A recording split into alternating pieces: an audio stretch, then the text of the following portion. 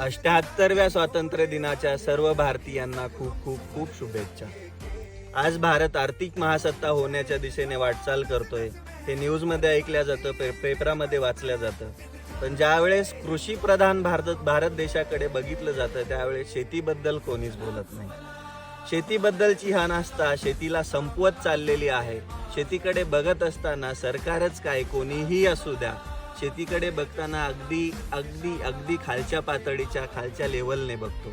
त्याचं कारण म्हणजे शेती ज्यावेळेस आपण करतो त्यावेळेस सगळ्यात मोठा प्रॉब्लेम हा शेतकऱ्यांना येतो, तो म्हणजे आपल्या मालाचा भाव आपण ठरवत नाही. MRP नुसार ज्या गोष्टी कंपन्या विकतात तसे शेतीतला माल विकल्या जात नाही. त्याची कारणं पण खूप सारी आहेत.